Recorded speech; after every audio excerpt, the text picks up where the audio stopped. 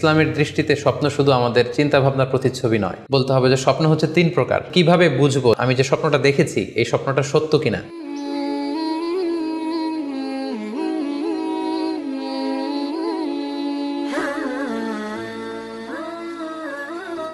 আসসালামু আলাইকুম ওয়া রাহমাতুল্লাহি ওয়া বারাকাতুহু। নাহমাদুহু ওয়া নুসাল্লি আলা রাসূলিহিল কারীম।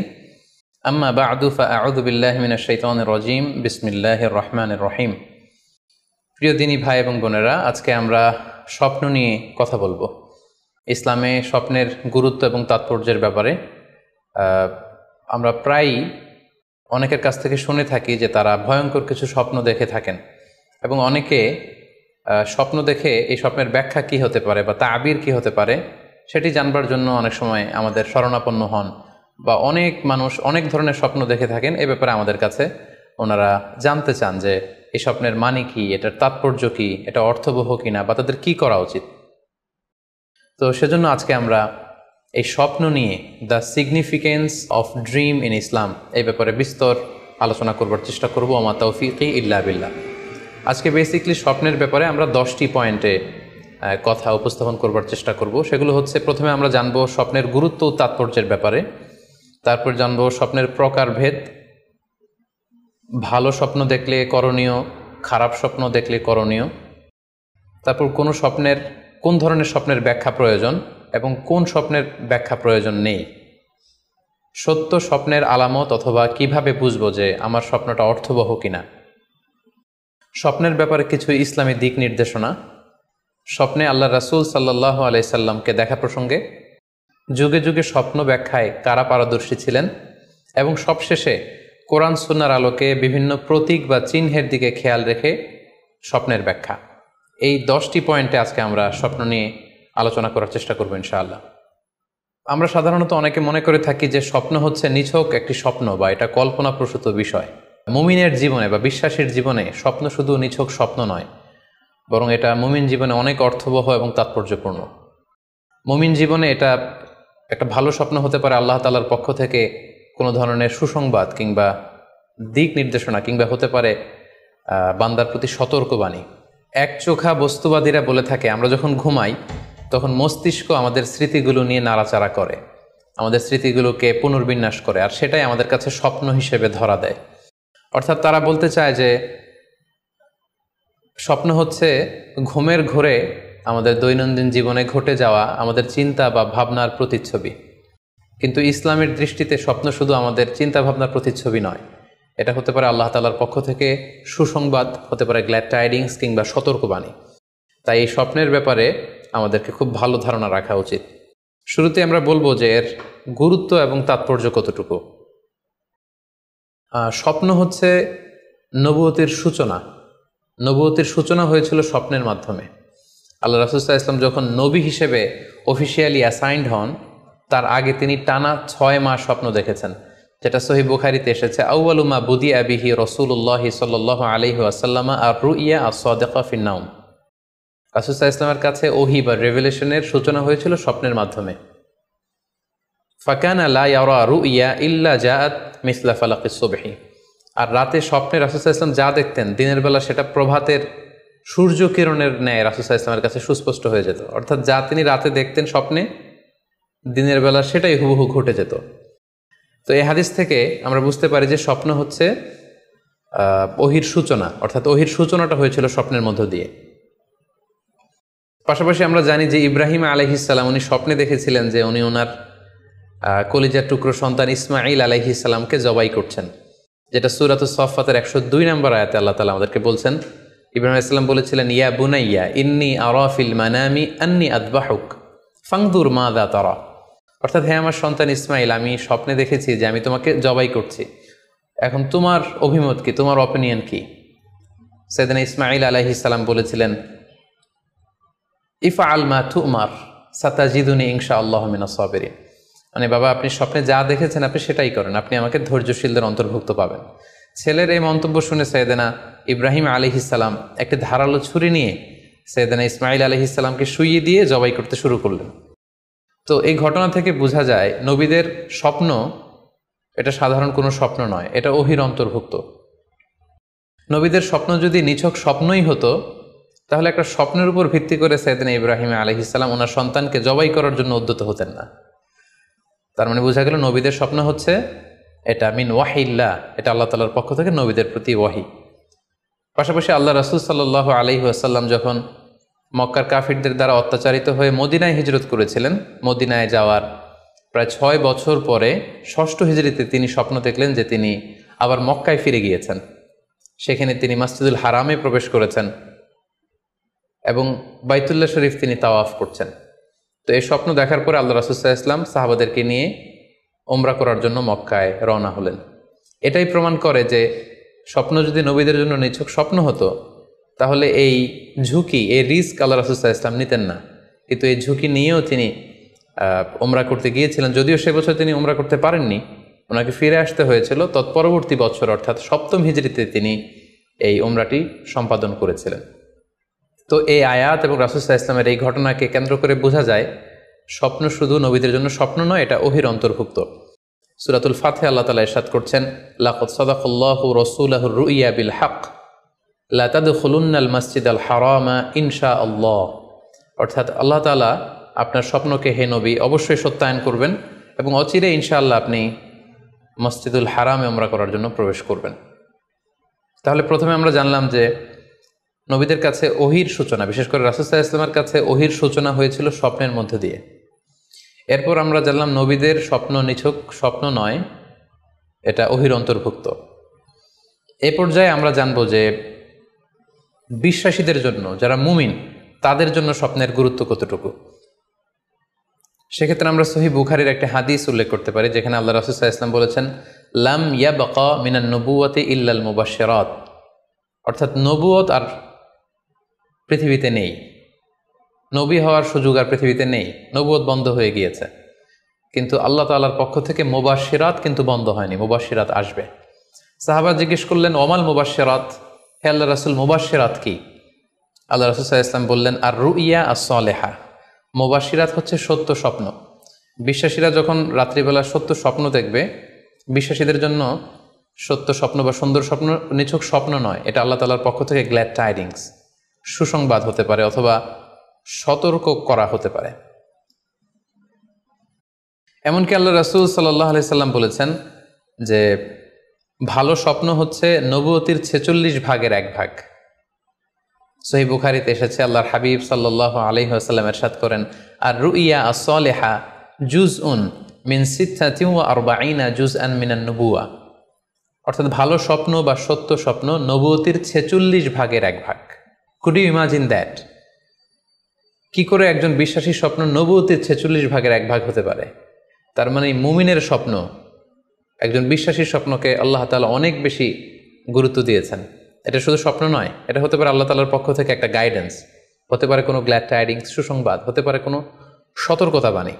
এজন্য এই স্বপ্নকে, বিশ্বাসীদের স্বপ্নকে আল্লাহ রাসূল সাল্লাল্লাহু আলাইহি ওয়াসাল্লাম নবুয়তির 46 ভাগের 1 ভাগ বলে উল্লেখ করেছেন। কেন তিনি বিশ্বাসীদের স্বপ্নকে নবুয়তির 46 ভাগের 1 ভাগ বলে উল্লেখ করলেন? এর কারণ হচ্ছে, আমরা জানি যে আল্লাহ রাসূল সাল্লাল্লাহু আলাইহি সাল্লাম তিনি নবী হয়েছিলেন কত বছর বয়সে?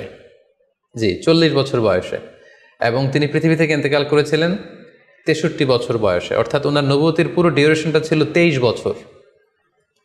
তাহলে নবুয়তির সময়সীমা ডিউরেশন ছিল 23 বছর। আর নবুয়তি প্রাপ্তির আগে তিনি টানা 6 মাস শুধু স্বপ্ন দেখতেন। তাহলে এই 6 মাসকে যদি আমরা 23 বছর দিয়ে 23 বছরের উপর ভাগ করি, তাহলে এটা 46 ভাগের 1 ভাগ হয়। এবং সে কারণে আল্লাহ রাসূল সাল্লাল্লাহু আলাইহি সাল্লাম সত্য স্বপ্নকে নবুয়তির 46 ভাগের 1 ভাগ বলে ঘোষণা করেছেন। এই পর্যায়ে আমরা জানবো স্বপ্নের প্রকার ভেদের ব্যাপারে। খুব সোজা সাপটা যদি বলতে হয়, তাহলে বলতে হবে যে স্বপ্ন হচ্ছে 3 প্রকার। একটা হচ্ছে আল্লাহ তাআলার পক্ষ থেকে, যেটা আল্লাহ দেখান। আরেকটি হচ্ছে শয়তানের পক্ষ থেকে, যেটি শয়তান মানুষকে দেখায়। আরেকটি হচ্ছে নিজের পক্ষ থেকে, অর্থাৎ সারাদিন আপনি যেটা নিয়ে কনসার্ন, সারাদিন আপনি আপনার চিন্তা ভাবনার মধ্যে যেই জিনিসটাকে স্থান দেন, সেটাই আপনি রাত্রিবেলা দেখেন। অর্থাৎ দিনের বেলা হয়তো কেউ খেলাধুলা নিয়ে খুব ব্যস্ত, সে খুব ফুটবল পছন্দ করে, সারাদিন ফুটবল খেলে। দেখা যাবে যে রাতের বেলাও সে স্বপ্নে দেখছে যে সে ফুটবল খেলছে, অথবা স্টেডিয়ামে যে সে ফুটবল খেলা দেখছে। দিনের বেলা হয়তো সে বাজারে যে ব্যবসা বাণিজ্য করে, রাতেও হয়তো দেখা যাচ্ছে সে যে জিনিসপত্র কিনছে, দরদাম করছে। সো এটা তার পক্ষ থেকে। তাহলে বেসিকলি স্বপ্ন হচ্ছে 3 ধরনের। একটা আল্লাহর পক্ষ থেকে, একটা শয়তানের পক্ষ থেকে, আরেকটা হচ্ছে নিজের পক্ষ থেকে, যেটা আমরা সহি মুসলিমের একটি বর্ণনা থেকে জানতে পারি, যেখানে আল্লাহ রাসূল সাল্লাল্লাহু আলাইহি ওয়াসাল্লাম ইরশাদ করছেন, আর রুইয়া সালাসা, স্বপ্ন হচ্ছে 3 ধরনের। ফারুইয়া আস-সালিহা বুশরা মিনাল্লাহ, যেটা ভালো স্বপ্ন সেটা হয় আল্লাহর পক্ষ থেকে। ওয়া রুইয়া তাহজিনুন মিনাশ শাইতান, আরেকটা স্বপ্ন থাকে যেটা শয়তানের পক্ষ থেকে, সেটা ভয় দেখানো হয়। ভয়ঙ্কর যদি কোনো দুঃস্বপ্ন দেখে থাকেন তাহলে এটা আল্লাহর পক্ষ থেকে নয়, এই স্বপ্নটা শয়তানের পক্ষ থেকে। আরেকটি হচ্ছে রুইয়া মিম্মা ইউহাদ্দিসুল মারউ নাফসাহু, আরেকটি স্বপ্ন ব্যক্তি সে নিজের সাথে নিজে স্বপ্নে হয়তো কথা বলে বা এমন কিছু দেখে যেটা সুসংবাদও নয়, যেটা ভয়ঙ্করও কিছু নয়, বরং সারাদিন সে যে বিষয়টি নিয়ে চিন্তা ভাবনা করতো রাতে সেটার একটা প্রতিচ্ছবি, সেটাই সে দেখতে পাচ্ছে। এটা হচ্ছে নিজের পক্ষ থেকে স্বপ্ন। তাহলে খুব সহজে আমরা এভাবে বলতে পারি যে স্বপ্ন 3 প্রকার, একটা হচ্ছে রাহমানি, আর একটা হচ্ছে শাইতানি, আর একটা হচ্ছে নাফসানি। রিপিট, আমি আবার বলছি, স্বপ্নের প্রথম প্রকার হচ্ছে রাহমানি, দ্বিতীয় প্রকার হচ্ছে শাইতানি, তৃতীয় প্রকার হচ্ছে নাফসানি। যেটা রাহমানি সেটা রহমানের পক্ষ থেকে, আল্লাহ দেখান। আর যেটা শয়তানি সেটা শয়তানের পক্ষ থেকে, শয়তান ভীতিকর পরিবেশ তৈরি করার জন্য বা ভয় দেখানোর জন্য যেটা দেখায়। আরেকটা হচ্ছে নাফসানি, যেটাকে বলা হয় আদগাস ও আহলাম, যেটার কোনো মিনিং হয় না, অর্থাৎ নিজের পক্ষ থেকে নিজের চিন্তা ভাবনার প্রতিচ্ছবি। তাহলে শুরুতে আমরা জানবার চেষ্টা করব যে রহমানি, যেটাকে আরবিতে বলা হচ্ছে রুইয়া বা রুইয়া সাদেকা বা সালেহা, সেটা কি, এবং সেটা যদি আমরা দেখি সেক্ষেত্রে আমাদের করণীয় কি। এক্ষেত্রে আমরা সহিহ বুখারীর একটি হাদিসকে উল্লেখ করতে পারি, যেখানে আল্লাহ রাসূল সাল্লাল্লাহু আলাইহি ওয়াসাল্লাম ইরশাদ করেছেন, ইদা রাআ আহাদুকুম রুইয়া ইউহিব্বুহা, তোমাদের কেউ যদি কোনো স্বপ্ন দেখে যে স্বপ্নটা সে পছন্দ করে, মানে স্বপ্নটা দেখে he feels good or she feels good, তার ভালো লাগছে, তাহলে বুঝতে হবে ফা ইন্নামা হিয়া মিনাল্লাহ, এই স্বপ্নটা আল্লাহর পক্ষ থেকে, এটা সাধারণ স্বপ্ন নয়, এটা খুবই অর্থবহ স্বপ্ন। তখন সে কী করবে? ফালিয়াহমাদিল্লাহ আলাইহা, সে তখন এই সুন্দর স্বপ্ন দেখার কারণে আল্লাহ শুকরিয়া করবে। ওয়াল ইউহাদ্দিস বিহা, এবং চাইলে সে এই স্বপ্নের কথা মানুষের কাছে বর্ণনা করতে পারে বা শেয়ার করতে পারে। তাহলে সহিহ বুখারীর এই হাদিসের ভাষ্য অনুযায়ী আমরা যেটা বুঝলাম, আমরা যদি ভালো কোনো স্বপ্ন দেখি তাহলে 3টি কাজ করা যেতে পারে। প্রথমত আল্লাহর প্রশংসা করা, যেহেতু আমি ভালো একটি স্বপ্ন দেখেছি, আল্লাহ শুকরিয়া বা প্রশংসা আমরা করতে পারি। দ্বিতীয়ত চাইলে সুসংবাদ হিসেবে এই স্বপ্নটা আমি কারোর সাথে শেয়ার করতে পারি। আর 3 নাম্বার হচ্ছে এমন ব্যক্তিকে আমি শেয়ার করব যে আমাকে ভালোবাসে বা যে আমার শুভাকাঙ্ক্ষী, তা না হলে আমি হিংসার শিকার হতে পারি। কারণ আন-নি'মাতু মাহসুদা, যে কোনো ধরনের নেয়ামতই, আপনি যদি আল্লাহর কোনো বিশেষ মার্সি, ব্লেসিংস বা নেয়ামত পেয়ে ধন্য হন, এটা সবার ভালো নাও লাগতে পারে, এটা সবার অন্তরে সহ্য নাও হতে পারে, ফলে আপনি হিংসার শিকার হতে পারেন। সো ভালো স্বপ্ন দেখলে আপনি চাইলে কারোর কাছে শেয়ার করতে পারেন, সেক্ষেত্রে সে যদি আপনার শুভাকাঙ্ক্ষী হয় বা আপনাকে পছন্দ করে, আপনাকে ভালোবাসে, এরকম কাছের কারোর সাথে আপনি শেয়ার করতে পারেন। আমরা সবাই নিঃসন্দেহে এরকম ভালো ভালো স্বপ্ন দেখতে চাই, আমরা কেউই ভয়ঙ্কর কোনো স্বপ্ন দেখতে চাই না। আমরা নিঃসন্দেহে এমন স্বপ্ন দেখতে চাই রাতের বেলায় যে এই স্বপ্নে আল্লাহ তাআলার পক্ষ থেকে আমাদের জন্য দিক নির্দেশনা থাকবে, অথবা কোনো সুসংবাদ থাকবে, কিংবা থাকবে আগাম কোনো সতর্কতা বাণী। এ জাতীয় ভালো স্বপ্ন যদি আমরা দেখতে চাই তাহলে আমাদের কি করা উচিত? সেক্ষেত্রে সর্বপ্রথম আমাদের যেটা করতে হবে, আমাদেরকে সত্যবাদী হতে হবে। সাধারণত সত্যবাদীদের স্বপ্ন সত্য হয়ে থাকে। যেখানেই সত্য সেখানেই যেন আমার অবস্থান হয়, আমি যেন সবসময় সত্যের পক্ষে থাকি। 2 নম্বর হচ্ছে আকলুল হালাল, আমাকে হালাল খেতে হবে। যারা হালাল খায় তাদের স্বপ্ন সাধারণত সত্য হয় এবং অর্থবহ স্বপ্ন হয়। পাশাপাশি আল্লাহ তাআলার দেয়া যে আদেশ নিষেধ সেগুলো আমাকে মেনে চলতে হবে। 4 নম্বরে রাত্রিবেলা আমি যখন ঘুমাবো আমাকে অজু করে ঘুমাতে হবে। ওই ইয়ানামু আলা তাহারা, পবিত্রতার সাথে যদি কেউ ঘুমায় তাহলে অজু করে ঘুমালে রাতে সে যে স্বপ্ন দেখবে সাধারণত সে স্বপ্নটি সত্য হয়। যদি সম্ভব হয় ক্যাবলামুখী হয়ে শোয়া, ক্যাবলামুখী হয়ে আমরা শুতে পারি। এই বিষয়গুলো যদি আমরা এনশিওর করতে পারি, অর্থাৎ সত্যবাদী হওয়া, হালাল খাবার খাওয়া, আল্লাহর দেয়া বিধিনিষেধ সবসময় মেনে চলবার চেষ্টা করা, রাত্রিবেলা অজু অবস্থায় ঘুমানোর অভ্যেস করা, পাশাপাশি ক্যাবলামুখী হয়ে শোয়ার চেষ্টা করা, এই বিষয়গুলো যদি আমরা মেনটেন করার চেষ্টা করি তাহলে আমরা যে স্বপ্নগুলো দেখব সেগুলো সত্য স্বপ্ন হবে বলে আমরা আশা করি। প্রিয় সুধী, এবারে আমরা জানব স্বপ্নের দ্বিতীয় প্রকারের ব্যাপারে, অর্থাৎ যেটাকে আরবিতে বলা হচ্ছে হলম, বা আমরা বলেছি শয়তানি, যেটা শয়তানের পক্ষ থেকে আসে। সেক্ষেত্রে শয়তান এটা সাধারণত মানুষকে ভয় দেখানোর জন্য ঘুমের মধ্যে তার কোনো অকল্যাণ করার জন্য যে স্বপ্নটা দেখায় এটা হচ্ছে শায়তানি। সেক্ষেত্রে সহিহ মুসলিমের একটি হাদিসের কথা আমরা এখানে উল্লেখ করতে পারি। সেখানে আল্লাহ রাসূল সাল্লাল্লাহু আলাইহি ওয়াসাল্লাম বলেছেন, আর রুইয়া মিনাল্লাহ, ভালো স্বপ্ন হচ্ছে আল্লাহর পক্ষ থেকে, ওয়াল হুলমু মিনাশ শাইতান, আর খারাপ স্বপ্ন হচ্ছে শয়তানের পক্ষ থেকে। এখন কেউ যদি আমরা এই ভয়ঙ্কর স্বপ্ন রাতে দেখে ফেলি, যেটাকে আমরা নাইট মেয়ার বলি বা হরর ড্রিম বলি, ভয়ঙ্কর স্বপ্ন বা দুঃস্বপ্ন, যেটা দেখে আমরা খুব হাঁপিয়ে উঠি, আমাদের শ্বাস প্রশ্বাসের গতিবিধি বেড়ে যায়, আমরা খুব ভয় পাই, প্রচণ্ড ভয়ে আমরা আটকে উঠি এবং ঘুম ভেঙে যায় আমাদের, এরকম ভয়ঙ্কর স্বপ্ন যদি আমরা দেখি তখন আমরা কি করব? এ ব্যাপারে কি ইসলামের কোনো দিক নির্দেশনা আছে? হ্যাঁ, অবশ্যই দিক নির্দেশনা আছে। সেক্ষেত্রে আমরা সহিহ মুসলিমের একটি হাদিস উল্লেখ করতে পারি এখানে, যেখানে আল্লাহ রাসূল সাল্লাল্লাহু আলাইহি ওয়াসাল্লাম বলেছেন, ইযা রাআ আহাদুকুম আর রুইয়া ইয়াকরাহুহা, তোমাদের কেউ যদি রাতে এমন কোনো স্বপ্ন দেখে যেটা সে অপছন্দ করে, মানে ভয়ঙ্কর ভীতিকর দুঃস্বপ্ন যদি সে দেখে, তাহলে ফাল ইয়াবসুক আন ইয়াসারিহি সালাসান, সে যেন তার বাম দিকে 3 বার থুতু ফেলে। ওয়াল ইস্তাঈদ বিল্লাহি মিনাশ শাইতানি সালাসান, আর সে যেন শয়তানের ব্যাপারে আল্লাহ তাআলার কাছে 3 বার পানাহ চায় বা আশ্রয় প্রার্থনা করে। ওয়াল ইয়াতাহাওয়াল আন জামবিহি আল্লাযী কানা আলাই, আর যে পাশে হয়ে সে শুয়েছিল সে পাশ চেঞ্জ করে অন্য পাশ হয়ে যেন সে ঘুমায়। সুবহানাল্লাহি বিহামদি, কত চমৎকার দিক নির্দেশনা। এবং সুনানে ইবনু মাজায় আরও একটি সহিহ হাদিস আমরা এখানে উল্লেখ করতে পারি, যেখানে আল্লাহ রাসূল সাল্লাল্লাহু আলাইহি ওয়াসাল্লাম বলেছেন, ইযা রাআ আহাদুকুম রুইয়া ইয়াকরাহুহা, কেউ যদি রাতে খারাপ বা ভয়ঙ্কর কোনো স্বপ্ন দেখে, ফালিয়াতাহাওয়াল, সে যেন তার বিছানা চেঞ্জ করে নেয়, জায়গা চেঞ্জ করে নেয়। অর্থাৎ সে যে বিছানায় শুয়েছিল সেখানে না, সে অন্য কোথাও শোবে, অথবা যেই টার্নে শুয়েছিল অন্য টার্নে চলে যাবে, ডানে হলে বায়ে, বায়ে হলে ডানে। ওয়াল ইয়াতফুল আন ইয়াসারিহি সালাসান, এবং তার বাম দিকে যেন সে 3 বার থুতু ফেলে। ওয়াল ইয়াসআলিল্লাহ মিন খায়রিহা ওয়াল ইয়াতাআওয়ায মিন শাররিহা, এবং সে যেন এই স্বপ্নের ভালো দিকটা আল্লাহ তাআলার কাছে কামনা করে, এবং এই স্বপ্নের মন্দ বা অকল্যাণকর দিক থেকে যেন সে আল্লাহ তাআলার কাছে পানাহা চায়। সম্মানিত সুধীমণ্ডলী, এই হাদিস দুটির আলোকে আমরা বুঝতে পারি যে কেউ যদি হরর ড্রিম বা নাইট মেয়ার, যেটাকে আমরা দুঃস্বপ্ন বা ভয়ঙ্কর স্বপ্ন বলছি, এই ধরনের স্বপ্ন অনেকেই দেখে থাকে এবং আমাদের কাছে প্রায়ই বলে যে সে দুঃস্বপ্ন দেখে রাতের বেলা, ভয়ে সে ভটকে যায়, আটকে ওঠে, ঘুম ভেঙে যায়। এ জাতীয় দুঃস্বপ্ন যদি আপনারা কেউ দেখেন, সেক্ষেত্রে এই হাদিসের আলোকে আমরা বলতে পারি যে আপনি 6টি কাজ করবেন।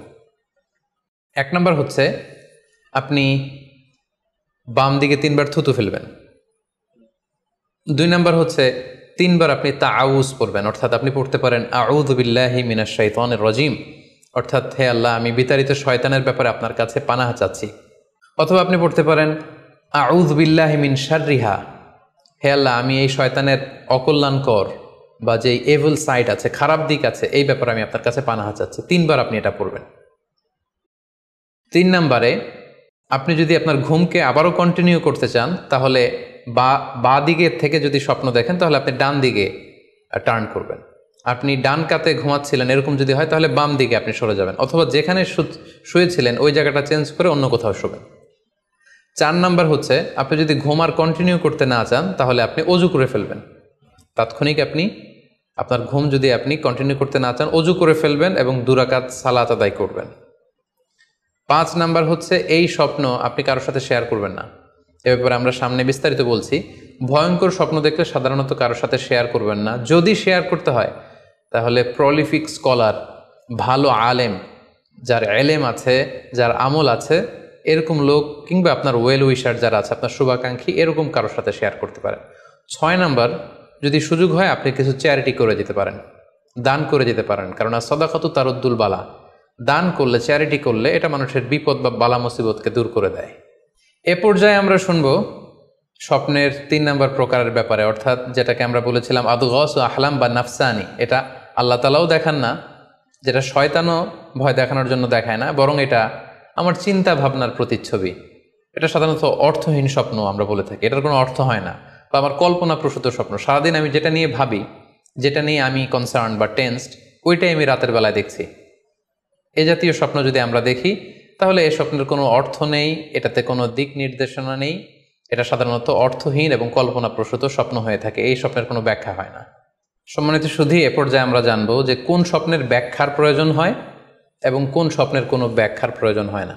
সাধারণত ব্যাখ্যা প্রয়োজন হয় কি হয় না, এদিক থেকে স্বপ্ন 2 ধরনের। এক হচ্ছে সরিহ, মানে ডিরেক্ট ড্রিম, যেটা সুস্পষ্ট, অর্থাৎ রাতে আপনি যা স্বপ্নে দেখেছেন দিনের বেলা সেটাই ঘটতে দেখেছেন। আপনি রাতে স্বপ্ন দেখলেন আপনার কোনো একজন কাছের লোক মারা গিয়েছে, এরপরের দিন আপনি শুনলেন আসলেই সেই ব্যক্তিটি মারা গিয়েছে। অথবা রাতের বেলা আপনি কোনো একটা ঘটনা দেখলেন, তারপরের দিন সেই ঘটনাটাই আপনি ঘটতে দেখলেন। এটাকে বলা হয় ডিরেক্ট ড্রিম, মানে সুস্পষ্ট এবং সারিহ, একেবারে স্পষ্ট স্বপ্ন। এটার কোনো ব্যাখ্যার প্রয়োজন হয় না, কারণ আপনি যা দেখেছেন সেটাই ঘটেছে। আরেকটা প্রকার হচ্ছে গয়রু সরিহ, মানে যেটা স্পষ্ট নয়, ইনডিরেক্ট ড্রিম, যেটা অস্পষ্ট। এটা হচ্ছে সিম্বলিক বা আইকনিক ড্রিম। আপনি এমন অস্পষ্ট আইকনিক বা এমন কিছু সিম্বল দেখেছেন রাতে ঘুমের ঘোরে স্বপ্নে, যেটা থেকে সুস্পষ্ট আসলে কিছু বোঝা যায় না, বরং এখানে একটা সিম্বল আছে, এখানে একটা প্রতীক আছে বা আইকন আছে। এই জাতীয় যে স্বপ্নগুলো আছে সাধারণত এগুলোর ব্যাখ্যার প্রয়োজন হয়, যেহেতু আপনি বুঝতে পারছেন না যে এটা দিয়ে আসলে কি বোঝানো হচ্ছে। সম্মানিত সুধী, এ পর্যায়ে আমরা জানার চেষ্টা করব যে সত্য স্বপ্নের আলামত কি কি, অর্থাৎ কিভাবে বুঝবো যে আমি যে স্বপ্নটা দেখেছি এই স্বপ্নটা সত্য কিনা বা অর্থবহ কিনা। অনেকে আমাদের কাছে জানতে চায় যে আমি এই স্বপ্নটা দেখেছি, এটা কি সত্য স্বপ্ন, এটা কি অর্থবহ স্বপ্ন, বা এটা কি আল্লাহর পক্ষ থেকে কোনো গাইডেন্সমূলক বা দিক নির্দেশনা বা সুসংবাদমূলক স্বপ্ন। কিভাবে আমরা বুঝতে পারি? কিছু আলামত রয়েছে, কিছু নিদর্শন রয়েছে, যেগুলোর আলোকে কিন্তু আমরা সহজেই বুঝতে পারি যে স্বপ্নটা সত্য কিনা। সুনানে আবু দাউদের এক বর্ণনায় আল্লাহ রাসূল সাল্লাল্লাহু আলাইহি ওয়াসাল্লাম ইরশাদ করেছেন, আসদাকুন নাসি রুইয়া আসদাকুহুম হাদিসা। যে ব্যক্তি সত্য কথা বলে বেশি, তার স্বপ্ন সত্য হয় বেশি। তাহলে সহজে আমরা বুঝলাম, আপনি যদি সত্যবাদী হন, সাধারণত আপনার স্বপ্নগুলো জেনারেলি সত্য হবে। সেক্ষেত্রে সত্য স্বপ্ন বা অর্থবহ স্বপ্ন চেনার প্রথম আলামত হচ্ছে এই স্বপ্ন দেখে আপনার ভাল লাগবে। You feel good after seeing the dream. আপনি স্বপ্ন দেখার পরে আপনার খুব স্বস্তি লাগবে, আপনার ভালো লাগবে, আপনার কাছে এই স্বপ্নটা পছন্দ হবে, খুব ভালো লাগবে স্বপ্নটা। যদি এরকম ফিলিং হয় আপনার, তাহলে আপনি বুঝবেন এই স্বপ্নটা সত্য ছিল এবং অর্থবহ ছিল। 2 নাম্বার হচ্ছে true dreams are very short and concise. সত্য স্বপ্ন খুবই শর্ট হয়, কনসাইজ হয়। আরবিতে যেটাকে বলা হয় ওয়াদেহা জালিয়া, খুবই শর্ট, স্পষ্ট, ক্লিয়ার এবং কনসাইজ। অনেকে রাতে অনেক লম্বা লম্বা স্বপ্ন দেখে, লম্বা এপিসোড দেখে, একটার পর একটা ঘটনা দেখতে থাকে, মুভির মতো লম্বা লম্বা ঘটনা সে দেখতে থাকে। এই জাতীয় লম্বা লম্বা ঘটনা যদি আপনি দেখে থাকেন রাতে, বা এপিসোড আকারে একটার পর একটা ঘটনা যেটার সাথে কোনো মিল নেই, এই জাতীয় স্বপ্নের সাধারণত কোনো অর্থ হয় না, এগুলো অর্থবহ স্বপ্ন নয়। অর্থবহ স্বপ্ন চেনার 3 নাম্বার আলামত বা সাইন হচ্ছে রিপিটেশন। অর্থাৎ একই স্বপ্ন যদি আপনি বারবার দেখেন তাহলে বুঝতে হবে এটা অর্থবহ স্বপ্ন, এবং এটার মাধ্যমে আল্লাহ তাআলা আপনাকে কোনো দিক নির্দেশনা বা গাইডেন্স দিতে যাচ্ছেন।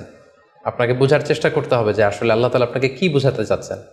তাহলে 3 নাম্বার হচ্ছে রিপিটেশন। বারবার যদি কোনো স্বপ্ন দেখেন, এই স্বপ্নটা সত্য হবে এবং অর্থবহ হবে। এটা নট নেসেসারি যে আপনি একাই বারবার দেখেন। একজন মানুষ একটা স্বপ্ন বারবার দেখলে যেমনি অর্থবহ, পাশাপাশি একই স্বপ্ন যদি অনেকে দেখে তাহলে সেই স্বপ্নটাও অর্থবহ। অর্থাৎ আপনি একটা স্বপ্ন প্রায় দিন দেখেন, তাহলে বোঝা যাচ্ছে এটা অর্থবহ স্বপ্ন। অথবা একটা স্বপ্ন অনেক লোক একসাথে দেখেছে, তারপরের দিন একে অপরের সাথে শেয়ার করে বোঝা গেল যে সবাই একই স্বপ্ন দেখেছে, তাহলে বোঝা যাবে এটা সাধারণ স্বপ্ন নয়, এটা অর্থবহ স্বপ্ন, মিনিংফুল স্বপ্ন।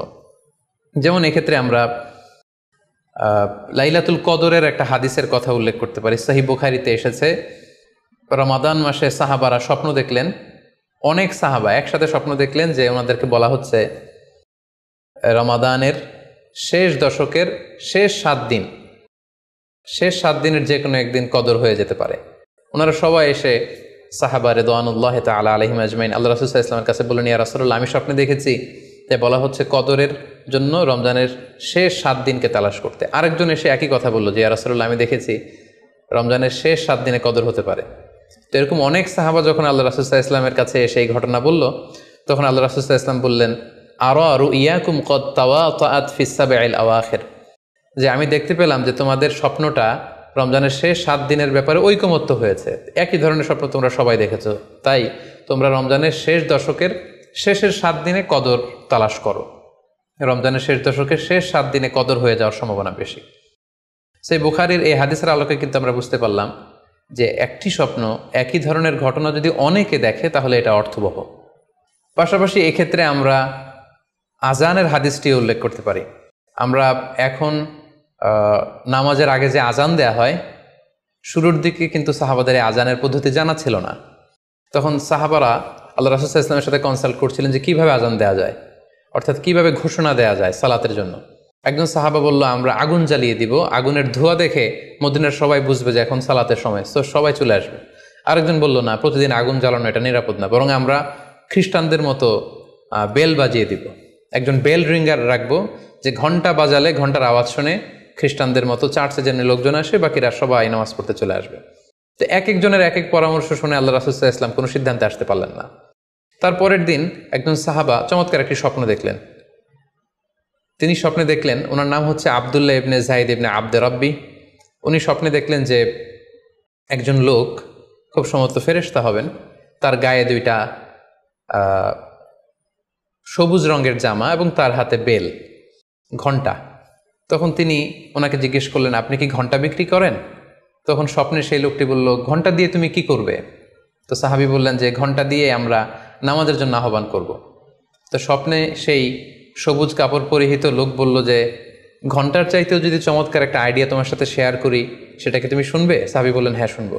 তখন তিনি বললেন, ঘণ্টা না বাজিয়ে তোমরা উঁচু একটা জায়গায় দাঁড়িয়ে আল্লাহু আকবার, আল্লাহু আকবার, আল্লাহু আকবার, আল্লাহু আকবার, আশহাদু আল্লা ইলাহা ইল্লাল্লাহ, আশহাদু আন্না মুহাম্মাদুর রাসূলুল্লাহ, এই বাক্যগুলো তোমরা বলবে। এই বাক্যগুলোর মধ্য দিয়ে আল্লাহর বরত্বের ঘোষণা হবে, রাসূল সাল্লাল্লাহু আলাইহি ওয়াসাল্লামের রিসালাতের ঘোষণা হবে, মানুষকে চমৎকার বাক্যে নামাজের দিকে ডাকাও হবে, ফলে লোকজন নামাজেও চলে আসবে। এই চমৎকার কথা শুনে সাহাবা তো অবাক হয়ে গেলেন, ওনার ঘুম ভেঙে গেল। উনি সকালবেলা আল্লাহ রাসূল সাল্লাল্লাহু আলাইহি ওয়াসাল্লামের কাছে এসে পুরো ঘটনা শোনালেন যে একজন লোককে আমি দেখলাম হাতে ঘণ্টা, আমি বললাম ঘণ্টা কিনবো সালাতের আহ্বানের জন্য, তিনি আমাকে এই কয়েকটা বাক্য শিখিয়ে বললেন ঘণ্টা না বাজিয়ে এই বাক্যগুলো দিয়ে আহ্বান করলে কেমন হয়। আল্লাহ রাসূল সাল্লাল্লাহু আলাইহি ওয়াসাল্লাম এই স্বপ্নের কথা শুনে তিনি অভিভূত হলেন। তিনি বললেন, তুমি ঠিকই দেখেছ, তুমি সঠিক স্বপ্ন দেখেছ। যেহেতু বেলালের কণ্ঠ খুব দরাজ, বেলালকে ডাকো, আমাদের ঘণ্টাও বাজানোর দরকার নেই, আগুন জ্বালানোর দরকার নেই, বেলালকে বাক্যগুলো মুখস্থ করিয়ে দাও। বেলাল মসজিদে নববীর পাশে দাঁড়িয়ে আওয়াজ করে এই আজান দিবে, এই ঘোষণা দিবে। এই আজান শুরু হলো। বেলাল রাদিয়াল্লাহু তাআলা আনহু একটা উঁচু জায়গায় দাঁড়িয়ে আল্লাহু আকবার, আল্লাহু আকবার বলে তিনি আজান দিতে শুরু করলেন। এই বাক্যগুলো শুনে সাইয়েদনা ওমরে ফারুক দৌড়াতে দৌড়াতে আল্লাহ রাসূল সাল্লাল্লাহু আলাইহি ওয়াসাল্লামের কাছে আসলেন। এসে বললেন, ইয়া রাসূলুল্লাহ, বেলাল এই বাক্যগুলো কোত্থেকে শিখেছে? গত রাতে তো আমি দেখেছি যে আমাকে একজন লোক বলেছে যে তোমরা এই বাক্যগুলোকে ব্যবহার করে লোকজনকে সালাতের জন্য আহ্বান করো। আল্লাহ রাসূল সাল্লাল্লাহু আলাইহি ওয়াসাল্লাম শুনে অবাক হলেন। অর্থাৎ ওই সাহাবী ঠিক যেমন স্বপ্ন দেখেছেন, ইসলামের দ্বিতীয় খলিফা সাইয়েদনা ওমরে ফারুক রাদিয়াল্লাহু তাআলা আনহু উনিও একই স্বপ্ন দেখেছেন। তার মানে একই স্বপ্ন যদি একাধিক লোকজন দেখে থাকে, সেটা যেমনি অর্থবহ, আবার আপনি একাও যদি একটি স্বপ্ন বারবার বারবার দেখেন, সেটাও অর্থবহ। আমরা আজান যে কিভাবে ইন্ট্রোডিউস হলো মুসলিম কমিউনিটির মধ্যে, এই হাদিসের আলোকে বুঝতে পারি যে কোনো স্বপ্ন আপনি বারবার দেখলে বা অনেকে একই স্বপ্ন দেখলে সে স্বপ্নটা অর্থবহ হবে। অর্থবহ স্বপ্ন দেখার 4 নম্বর সাইন হচ্ছে শেষ রাতের স্বপ্ন সাধারণত অর্থবহ হয়, অর্থাৎ লাস্ট 1/3 অফ দ্য নাইট, রাতের শেষাংশে যদি আপনি ফজরের আগ দিয়ে যে স্বপ্নটা মানুষ দেখে, সাধারণত এই স্বপ্নটা অর্থবহ হয়, এটা সত্য স্বপ্ন হয়। কারণ এই টাইমে আল্লাহ তাআলা প্রথম আকাশে নেমে আসেন বা মনোনিবেশ করেন এবং ডাকতে থাকেন, কার রিজিকের দরকার আমি রিজিক দেব, কার অর্থের দরকার আমি অর্থ এর ব্যবস্থা করে দেব, কার কি দরকার আমার কাছে চাও, অসুস্থরা আমি তাদেরকে সুস্থ করে দেব। সো ওই টাইমে আল্লাহ তাআলার বিশেষ একটা রহমত পৃথিবীতে নেমে আসে, ফলে শেষ রাতের স্বপ্ন সাধারণত অর্থবহ স্বপ্ন হয়। পাশাপাশি হাদিসে এসেছে যে কিয়ামতের আগ দিয়ে মুমিনরা যে স্বপ্নগুলো দেখবে, এই স্বপ্নগুলো সাধারণত অর্থবহ হবে। অর্থাৎ কিয়ামতের একেবারে আগ মুহূর্তে যখন মুসলমানরা খুব স্ট্রাগল করবে, মুসলমানরা যখন খুব বিপদে থাকবে, তখন মুসলমানদের যে স্বপ্নগুলো তারা রাতের বেলা দেখবে, এগুলো মিথ্যা হবে না, বেশিরভাগ স্বপ্নই সত্য হবে, অর্থবহ হবে। যেটা আমরা সহিহ বুখারীর একটা হাদিস থেকে জানতে পারি, যেখানে আল্লাহ রাসূল সাল্লাল্লাহু আলাইহি ওয়াসাল্লাম ইরশাদ করেছেন, ইযা ইকতারাবা যামানু লাম তাকাদ রুইয়াল মুমিনি তাকযিব, অর্থাৎ কিয়ামতের সময় যত ঘনিয়ে আসবে, কাছাকাছি আসবে, মুমিন বা বিশ্বাসীদের স্বপ্ন ঠিক তত সঠিক হতে থাকবে। মুমিনদের তখনকার স্বপ্ন বেশিরভাগই সত্য হবে, সেটা মিথ্যা হবে না। তাহলে এই হাদিস থেকে আমরা জানলাম কিয়ামতের আগ দিয়ে মুমিনরা যে স্বপ্নগুলো দেখবে, এগুলো সত্য হবে, অর্থবহ হবে। এ পর্যায়ে আমরা জানবার চেষ্টা করব যে স্বপ্নের ব্যাপারে কিছু ইসলামিক দিক নির্দেশনা রয়েছে। আমরা যদি এই দিক নির্দেশনাগুলো, গাইডেন্সগুলো মেনে চলি, তাহলে স্বপ্ন নিয়ে আমাদের খুব একটা কনফিউশনে থাকতে হবে না। সেক্ষেত্রে প্রথম গাইডলাইন হচ্ছে অপ্রয়োজনে স্বপ্ন অন্যের সাথে শেয়ার না করা। Do not mention the dream for interpretation accept a prolific scholar or any well wisher to you. কেউ যদি খুব বড় আলেম হয়ে থাকেন, শায়েখ হয়ে থাকেন, তার এলম আছে, আমল আছে, এরকম কারো কাছে শেয়ার করতে পারেন। অথবা আপনার শুভাকাঙ্ক্ষী, আপনাকে ভালো অ্যাডভাইস করতে পারে, আপনাকে পছন্দ করে, এরকম লোক ছাড়া কারো কাছে স্বপ্ন শেয়ার করা যাবে না। সুনানে তিরমিজিতে স্বপ্ন অন্যের সাথে শেয়ার না করার ব্যাপারে একটি হাদিস এসছে, যেখানে আল্লাহ রাসূল সাল্লাল্লাহু আলাইহি সাল্লাম বলেছেন, লা ইয়াকুসুহা ইল্লা আলা ওয়াদ্দিন, অর্থাৎ যে তোমাকে পছন্দ করে এমন কারো কাছে ছাড়া স্বপ্ন শেয়ার করবে না। অথবা আউজি রাইন, এমন লোক যে ডিসিশন দিতে পারে, he can advise you, he can provide you the right decision, এরকম লোক যদি আপনার কাছের শুভাকাঙ্ক্ষীদের মধ্যে থেকে কেউ থেকে থাকে, আপনি তার সাথে শেয়ার করতে পারেন। ওয়ালা ইউহাদ্দিসু বিহা ইল্লা লাবিবান আও হাবিবান, সে আপনার হাবিব, সে আপনার বন্ধু, সব কাছের লোক, বজম ফ্রেন্ড, আপনার শুভ কামনা করে সব সময়, এই জাতীয় লোকের কাছে আপনি স্বপ্ন শেয়ার করতে পারেন। অন্য এক বর্ণনায় এসেছে, ওয়ালা ইয়াকুসুর রুইয়া ইল্লা আলা আলিমিন আও নাসিহ, স্বপ্ন শেয়ার করতে হলে ভালো আলেমের কাছে শেয়ার করো, অথবা নাসিহ, যে তোমাকে ভালো অ্যাডভাইস করতে পারবে, উপদেশ দিতে পারবে, এরকম কারো কাছে শেয়ার করো, অন্য কারো কাছে নয়। সুনানে তিরমিজিতে এ ব্যাপারে একটি বাব রচনা করা হয়েছে, যে বাবু লা তাকুসুর রুইয়া ইল্লা আলা আলিম আও নাসিহ, আলেম বা শুভাকাঙ্ক্ষী নসিহতকারী ছাড়া কারো কাছে স্বপ্ন শেয়ার করা যাবে না। এর কারণ হচ্ছে, আমরা আগেই বলেছি যে আপনি স্বপ্নে যদি ভালো কিছু দেখে থাকেন, এটা এমন কারো কাছে যদি শেয়ার করেন যে আপনাকে পছন্দ করে না, তাহলে আপনি হিংসার শিকার হতে পারেন। সেক্ষেত্রে আমরা সূরা ইউসুফের 5 নম্বর আয়াতের কথা খেয়াল করতে পারি, যেখানে ইউসুফ আলাইহিস সালাম বলেছিলেন যে ইয ক্বালা ইউসুফু লি আবিহি ইয়া আবাতি ইন্নী রাআইতু আহাদা আশারা কাওকাবান ওয়া শামসা ওয়াল কমারা রাআইতুহুম লি সাজিদিন ক্বালা ইয়া বুনাইয়া লা তাকসুস রুইয়াকা আলা ইখওয়াতিকা ফায়াকিদু লাকা কাইদা। ছোট্ট ইউসুফ আলাইহিস সালাম তিনি স্বপ্নে দেখলেন যে চন্দ্র, সূর্য এবং আকাশের 11টা তারা সব কিছু ওনার সম্মানে সিজদায় লুটিয়ে পড়েছে। তো ইয়াকুব আলাইহিস সালাম ওনার ছেলেকে বললেন যে, বাবা ইউসুফ, খবরদার, সাবধান, এই স্বপ্নের কথা তুমি তোমার ভাইদেরকে বলতে যেও না। যদি তুমি তোমার ভাইদের সাথে এই চমৎকার স্বপ্নের কথা শেয়ার করো, তাহলে ফায়াকিদু লাকা কাইদা, তারা তোমাকে নিয়ে হিংসা করবে, ষড়যন্ত্র করবে। তাহলে আমরা বুঝলাম যে যার তার কাছে চাইলে আমরা স্বপ্ন শেয়ার করতে পারবো না, বরং এক্ষেত্রে বুঝে শুনে সাবধানে শেয়ার করতে হবে। এক্ষেত্রে মুস্তাদরেকে হাকিমে একটি চমৎকার হাদিস উল্লেখ হয়েছে, সেটি হচ্ছে কেন যে কারো কাছে স্বপ্ন শেয়ার করা যাবে না, করলে সমস্যা কি। সেক্ষেত্রে বলা হয়েছে যে ফাইন্না রুইয়া তাকাউ আলামা তুআব্বার, অর্থাৎ স্বপ্নের ব্যাখ্যা তেমনই হয়ে থাকে যেমন এটার ব্যাখ্যা করা হয়। এই ব্যাপারটা কিন্তু সাধারণ কোনো কথা নয়। আপনি একজনের কাছে যার কোনো জ্ঞান নেই স্বপ্নের ব্যাপারে, হুট করে তার কাছে স্বপ্নের ব্যাখ্যা জানতে চাইলেন, আর তিনিও হুট করে এমন একটা ব্যাখ্যা করে দিল, ফলে দেখা যাবে উনি যেটা ব্যাখ্যা করেছেন সেটাই ঘটবে আপনার জীবনে। সো স্বপ্নের কথা যে কারো কাছে বলতে নেই। ফাইন্না রুইয়া তাকাউ আলামা তুআব্বার, কেননা স্বপ্নের ব্যাখ্যা তেমন হয়ে থাকে যেমন এটার ব্যাখ্যা করা হয়। সো ব্যাখ্যা যদি কেউ করতে চান, আপনি ভালো ব্যাখ্যা করবেন, জেনে শুনে বুঝে তার শুভাকাঙ্ক্ষী হয়ে সুন্দর ব্যাখ্যা করবেন, কেননা খারাপ কোনো ব্যাখ্যা করে দিলে সেই ব্যাখ্যাই হয়ে যেতে পারে। স্বপ্নের কথা কেন যে কোনো মানুষের কাছে শেয়ার করতে নেই, তার কারণ হিসেবে আমরা সুনানে দারমির একটি হাদিসকে এখানে উল্লেখ করতে পারি, যে হাদিসটিকে ইবনে হাজার আল আসকালানি উনি ওনার ফাথুল বারিতে হাসান বলে উল্লেখ করেছেন। আল্লাহ রাসূল সাল্লাল্লাহু আলাইহি ওয়াসাল্লামের কাছে মদিনাতে প্রায় একজন নারী এসে স্বপ্নের ব্যাখ্যা জানতে চাইতেন। সে নারী বলতেন যে, ইয়া রাসূলুল্লাহ, আমি প্রায় স্বপ্নে দেখি যে আমার ঘরের একটি পিলার ভেঙে গিয়েছে এবং আমি অন্ধ সন্তান প্রসব করেছি। এই নারীর স্বামী ছিল ব্যবসায়ী এবং সারা বছর ব্যবসার কারণে বিভিন্ন জায়গায় তিনি ঘুরে বেড়াতেন, এবং যখন ফিরে আসতেন যাওয়ার সময় তিনি স্ত্রীকে প্রেগনেন্ট অবস্থায় রেখে যেতেন, অর্থাৎ গর্ভবতী, আর এই বাচ্চাকে পেটে নিয়ে এই নারী সবসময় এই স্বপ্ন দেখতে থাকতেন। তো রাসূল সাল্লাল্লাহু আলাইহি ওয়াসাল্লাম স্বপ্নের ব্যাখ্যা বললেন, তুমি চিন্তা করো না, তোমার স্বামী সহি সালামতে ফিরে আসবে এবং তুমি সুন্দর সন্তান প্রসব করবে, ভালো সন্তান। এভাবেই চলছিল, যতবার তার স্বামী ফিরে আসে, সুস্থভাবে ফিরে আসে এবং সে সুন্দর সন্তান জন্ম দিচ্ছিল। হঠাৎ একবার সে নারী আল্লাহ রাসূল সাল্লাল্লাহু আলাইহি ওয়াসাল্লামের বাসায় এসে দেখলেন যে আল্লাহ রাসূল সাল্লাল্লাহু আলাইহি ওয়াসাল্লাম ঘরে নেই। আম্মাজান আয়েশাকে তিনি বললেন যে আমি সবসময় এরকম স্বপ্ন দেখি। তখন আম্মাজান আয়েশা বললেন, তাহলে এই স্বপ্নের ব্যাখ্যা জানার জন্যই তুমি রাসূল সাল্লাল্লাহু আলাইহি ওয়াসাল্লামের কাছে আসো, তুমি কি স্বপ্ন দেখো? তখন সে নারী আম্মাজান আয়েশার কাছে খুলে বললেন যে আমি স্বপ্নে দেখি যে আমার ঘরের একটি পিলার ভেঙে গিয়েছে আর আমি একটি অন্ধ সন্তান প্রসব করেছি। একথা শুনে আম্মাজান আয়েশা রাদিয়াল্লাহু তাআলা আনহা অবাক হয়ে গেলেন। তিনি বললেন, তাই নাকি?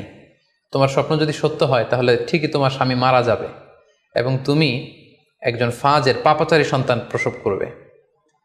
ঠিকই দেখা গিয়েছিল তার পরের বছর তার স্বামী যখন আসলো, জীবিত আসতে পারেনি, তার স্বামী ইন্তেকাল করেছিল এবং এই নারী যে সন্তান প্রসব করেছিল সেটি ছিল একটি পাপাচারী সন্তান। তো এই ঘটনা আল্লাহ রাসূল সাল্লাল্লাহু আলাইহি ওয়াসাল্লাম শুনে আম্মাজান আয়েশাকে বললেন, আয়েশা তুমি এটা ঠিক করোনি, তুমি যদি কখনো কারো স্বপ্নের ব্যাখ্যা করো তুমি ভালো ব্যাখ্যাটা করবে, কখনো মন্দ দিক থেকে ব্যাখ্যা করবে না, হয় চুপ থাকবে, ব্যাখ্যাই করতে যাবে না, আর যদি স্বপ্নের ইন্টারপ্রিটেশন তুমি করতে চাও তাহলে ভালো ব্যাখ্যাটা করবে। সম্মানিত শুধু এজন্য যে কারো কাছে আমরা চাইলেই স্বপ্নের কথা জানাতে পারি না, বরং সে যদি আপনার শুভাকাঙ্ক্ষী হয়, সে যদি স্বপ্ন ব্যাখ্যায় পারদর্শী হয়, সে যদি ভালো আলেম হয়, তাহলে তার কাছে আপনি স্বপ্নের ব্যাখ্যা জানতে চাইতে পারেন। এক্ষেত্রে আমরা ইমাম মুহাম্মদ ইবনে সিরিনের আরও একটি চমৎকার ঘটনার কথা উল্লেখ করতে পারি। মুহাম্মদ ইবনে সিরিন উনি ছাত্রদেরকে নিয়ে একবার তালিম দিচ্ছিলেন।